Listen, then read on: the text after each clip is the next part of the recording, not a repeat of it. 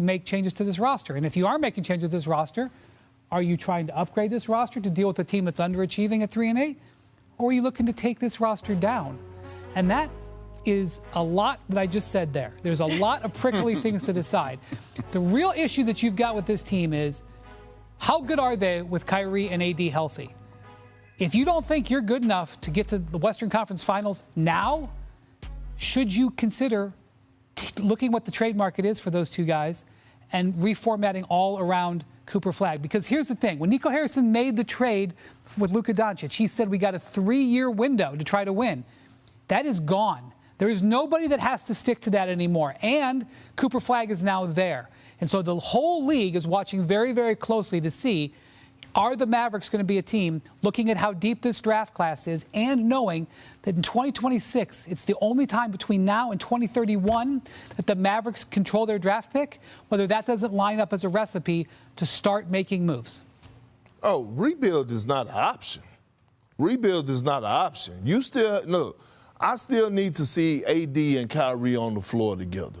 Right, I think those two guys are gonna make magic. I believe when you look at that front line, when this team is healthy, they can compete with the best of them. We just have to see them on the floor, and they still have Jay Kidd as their head coach that they just extended. When this team is healthy, that is probably, we used to say it in Philly, but that right now in Dallas is the biggest if in the NBA. If AD can, do you believe that he can make it through the postseason? I know he only played the first 5 games, 20-10 there, but that is the biggest if in the NBA. I do believe that getting rid of Nico Harrison was one step closer to pressing the scariest button, the reset button. Because if you think about it, the Dallas Mavericks, they right now have the lowest points per game in the NBA.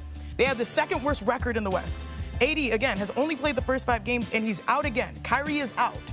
Are you going to bet on a Kyrie that's returning, which I believe in more than possibly an AD consistently getting there? That's a big if, my big bro. Yeah, no, I'm with you. It's going to be fascinating to see how it all breaks down. Hey, we'll see the Mavs next Wednesday. We got a doubleheader here on ESPN. Katie and the Rockets are in Cleveland taking on the Cavs. Then the Knicks will be in Dallas taking on Cooper Flagg and the Mavericks. The NBA Countdown crew tip off our coverage at 6:30 Eastern, 3:30 Pacific.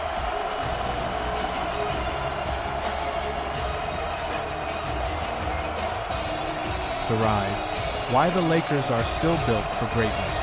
After all the doubt, all the noise, all the backhanded comments from analysts who seem obsessed with hyping every team except the Lakers, it's time to set the record straight.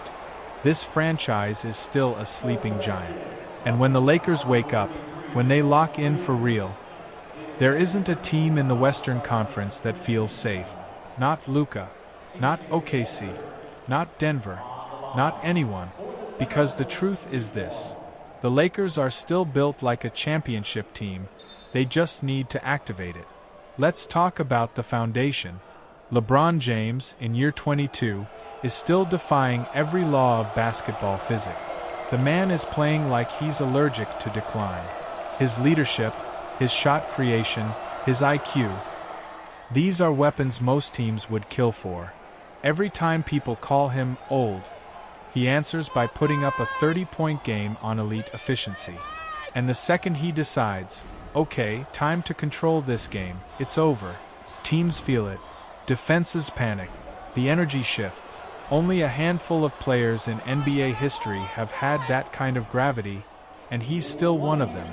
Then you have Anthony Davis, the anchor, the defensive monster, the most versatile big in basketball when he's aggressive and healthy. When AD is locked in, he single-handedly destroys game plans. Guards stop driving, bigs avoid the paint, shooters get rushed. He changes everything. And offensively, when he decides to dominate inside, no one can guard him without sending doubles. AD is the blueprint for modern two-way excellence, and the Lakers still have him in his prime. But the beauty of this team goes beyond just the stars. This roster has depth. Real depth, when everyone steps into their roles. The Austin Reeves brings heart, craftiness, and playmaking. The D'Angelo Russell, when he's confident, becomes a flamethrower who can shift the momentum of an entire quarter. Rui Hachimura is a matchup nightmare. Strong, efficient, unfazed by pressure. A Gabe Vincent, once fully reintegrated, brings that Miami Heat playoff toughness. A Max Christie, Taurean Prince, Wood, and others add length, shooting, and physicality when used correctly. This team isn't missing talent, they're missing consistency. And that's something a veteran roster can fix. Young teams rely on rhythm and height. Championship teams rely on experience and resolve. And the Lakers have both in abundance. What people don't realize is that the Lakers thrive when their backs are against the wall. Every title run we've ever had starts the same way. Media doubts, shaky stretches, injuries, noise, and then suddenly, everything clicked. The rotations tighten, the communication improves, the energy rises, and the Lakers become something different, something dangerous. And that's where the exaltation truly belongs. In the identity of this team. A team built on legacy, pressure, expectation, and championship DNA. The Lakers aren't just another Western Conference squad fighting for respect. They are the benchmark. They are the team everyone measures themselves against. They are the franchise with a target on their back because of the banners, the history, the superstars, and the global spotlight. And despite all the criticism, despite the hype around OKC and Luka, despite the narratives being pushed on national TV, the Lakers are still right there. One run away from flipping the Western landscape upside down. So let the world talk. Let them give Luka his best opportunity. Let them celebrate the Thunder's rise.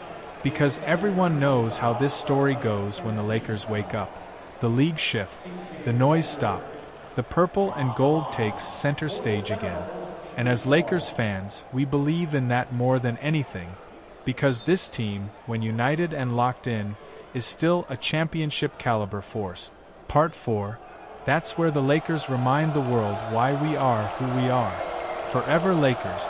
Purple and gold till the end.